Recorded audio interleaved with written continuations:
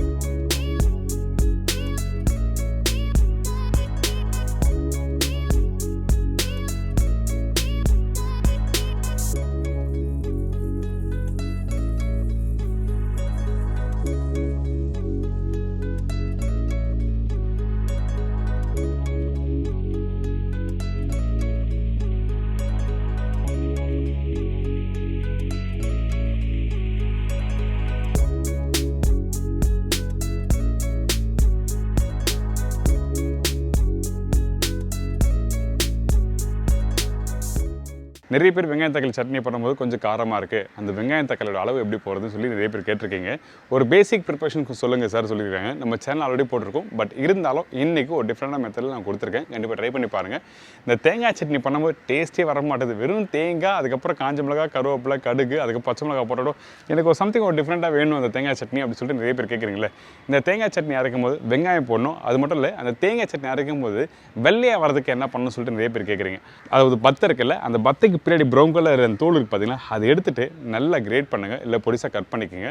Cut பண்ணிவிட்டு நல்லா அரைச்சிட்டு நீங்கள் ஃப்ரிட்ஜில் ஒரு 5 நிமிஷம் வச்சு நீங்கள் எடுத்து சர்வ் பண்ணி பாருங்களேன், சூப்பராக இருக்கும். ஸோ இன்றைக்கி இந்த ப்ரிப்பரேஷனை எப்படி பண்ணுறது பார்க்க போகிறோம். இந்த டிஷ்ஷுக்கு தேவையான பொருட்கள் பார்த்தலாமா? வெங்காயம் தக்காளி சட்னி தேவையான பொருட்கள்: பெரிய சைஸ் வெங்காயம் 3 நம்பர், தக்காளி 3 நம்பர், கடலைப்பருப்பு 1 டேபிள் ஸ்பூன், உளுத்தம்பருப்பு 2 டேபிள் ஸ்பூன், காய்ந்த மிளகாய் 10 நம்பர், மெலிசான இஞ்சி துண்டு 4 நம்பர், பச்சை மிளகாய் 1 நம்பர், பூண்டு 15 to 20 பல்லு, புளி சின்ன துண்டு, மஞ்சத்தூள் சிறிதளவு, சில்லி பவுடர் 1/2 டீஸ்பூன், கருவேப்பிலை தேவையான அளவு, கொத்தமல்லி தேவைக்கற்ற, உப்பு டு டேஸ்ட், ஆயில் குக் பண்ணுறதுக்கும் தாளிப்புக்கும் தேவையான அளவு. இதாங்க இந்த வெங்காயம் தக்காளி சட்னிக்கு தேவையான பொருட்கள். இன்றைக்கி நம்ம சேனலில் 2 சட்னி பண்ண போகிறோம் சொன்னோம் பார்த்தீங்களா. அதில் ஃபஸ்ட்டு இந்த வெங்காயம் தக்காளி வச்சு நம்ம சட்னி பண்ண போகிறோம். இதுக்கு நம்ம என்ன பண்ணுறோம் கேட்டிங்கன்னா, கடலைப்பருப்பு உளுத்தம்பருப்பு நான் சொன்ன ரேஷியோவில் போடுங்க.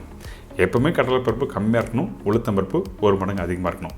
அதே டைமில் இந்த வெங்காயம் தக்காளி சட்னி பண்ணும்போது கடலைப்பருப்பும் உளுத்தம்பருப்பும் அதிகமாக போட்டிங்கன்னா உங்களுக்கு கொஞ்சம் டேஸ்ட் எப்படி வரும் கேட்டிங்கன்னா, அந்த பருப்பு சட்னி சாப்பிட்ற ஃபீல் வரும்.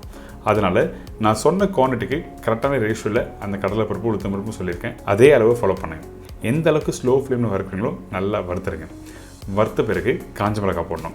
நீங்கள் வேணால் வறுத்து வர டைமில் நீங்களோட செக் பண்ணலாம். அந்த கடலைப்பருப்பும் உளுத்தம்பருப்பும் சாப்பிட்டு பார்த்தீங்கன்னா நல்லா கிறிஸ்பியாக இருக்கும், அதாவது கடக்க முடக்கன்னு இருக்கும். அந்த மாதிரி வந்த பிறகு தான் அடுத்த ஸ்டேஜ் பண்ணணும். அடுத்தது காஞ்ச மிளகாய் போட்டிருக்கேன். காஞ்ச மிளகாய் போட்ட பிறகு கருவேப்பிலை, அதுக்கப்புறம் இஞ்சி பாருங்கள் தின் ஸ்லைஸை கட் பண்ணி போட்டிருக்கேன், ஒரு 4 துண்டு.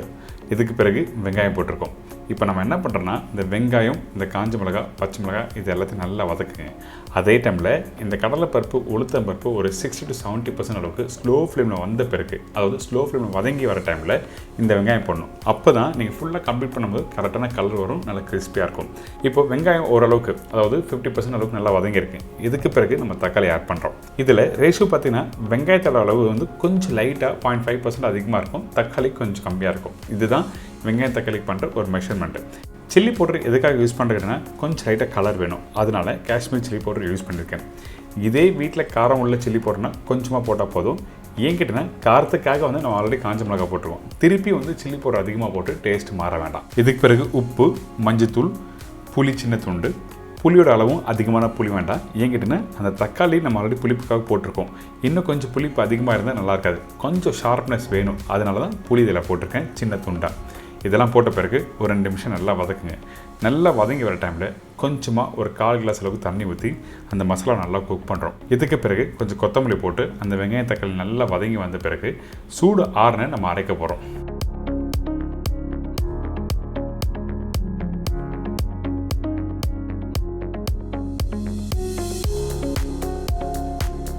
இப்போ ஆல்மோஸ்ட் ரெடி ஆகிடுச்சு இல்லை.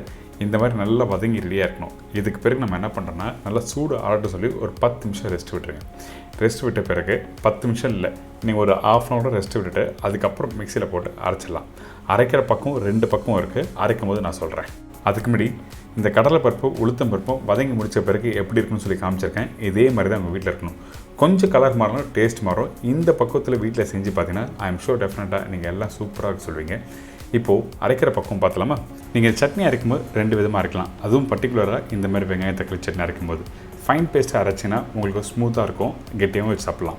இல்லை கொஞ்சம் குறைன்னு வேணும்னா அதோட பக்கம் என்ன கேட்டிங்கன்னா ஒரு 90% அளவுக்கு கரெக்டாக அரைச்சிடணும்.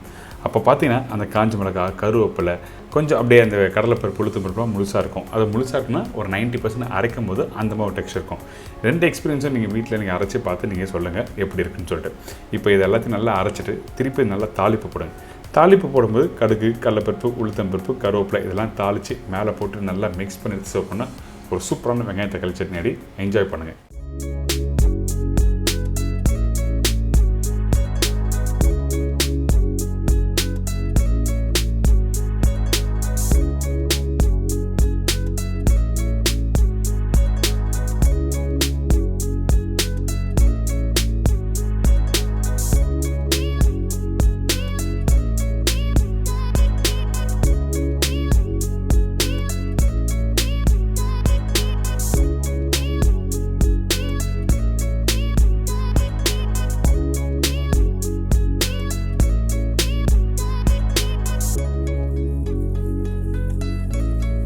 இது தொடர்ந்து இப்போ தேங்காய் சட்னி எப்படி பண்ணுறது பார்க்கலாமா?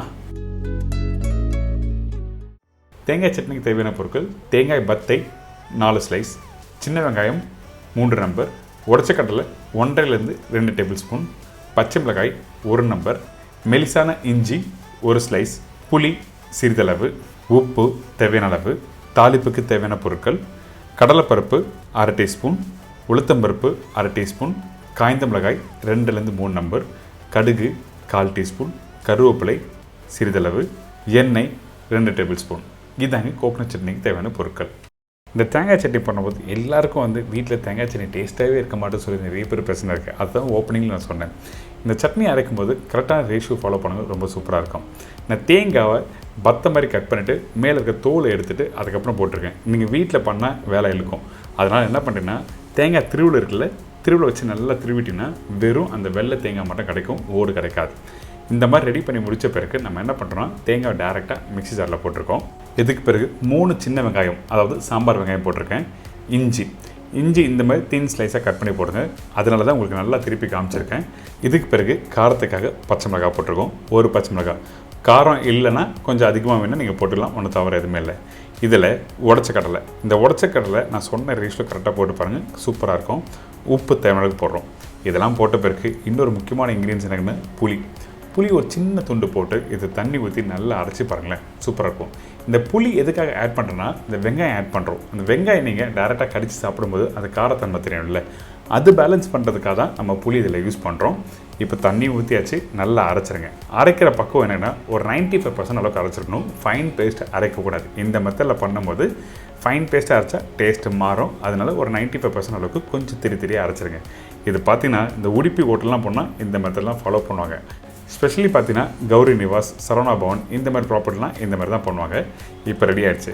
நம்ம என்ன தான் சட்னி ரெடி பண்ணாலும் அதுக்கப்புறம் அந்த தாளிப்பு ரொம்ப ரொம்ப இம்பார்ட்டன்ட். நிறைய பேர் சட்னி ரெடி பண்ணி முடிச்ச பிறகு தாளிப்பு போட மாட்டாங்க. அதனால் தாளிப்பு போட்டு நீங்கள் மிக்ஸ் பண்ணி சாப்பிட்டு பாருங்கள், அதோட எக்ஸ்பீரியன்ஸ் வேறு மாதிரி இருக்கும். கொஞ்சம் எண்ணெய், கடுகு, கடலைப்பருப்பு, உளுத்தம்பருப்பு, காஞ்ச மிளகாய், கருவேப்பிலை இதெல்லாம் போட்டு நல்லா தாளித்து அந்த சட்னியில் போட்டு நல்லா மிக்ஸ் பண்ணி நல்லா சுட சுட தோசை இட்லியோட சாப்பிட்டா அடடா மறக்கவே மாட்டீங்க.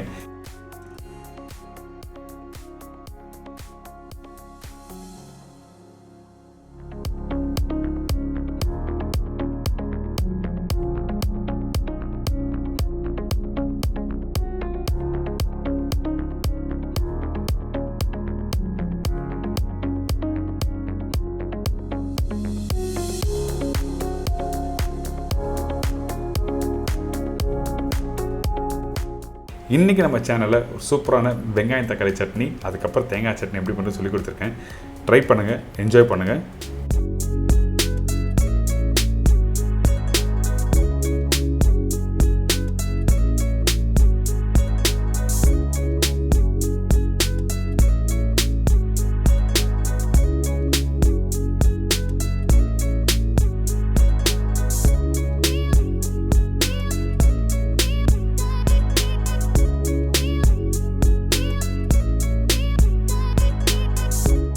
ஏன்னா மக்களே இப்போ சட்னி இந்த 2 சட்னி எப்படி பண்ணுறது தெரிஞ்சிருக்கும். கண்டிப்பாக ட்ரை பண்ணி பாருங்கள். சிம்பிள் ஈஸி வீட்டில் இருக்க பொருளை வச்சு எப்படி பண்ணுறது ஒரு ஈஸியான மெத்தடில் கொடுத்துருக்கேன். ட்ரை பண்ணுங்கள், என்ஜாய் பண்ணுங்கள். இதே மாதிரி நாளைக்கு இன்னொரு அருமையான டிஷ்ஷை சந்திக்கிறேன். நன்றி, வணக்கம், see you, bye, take care.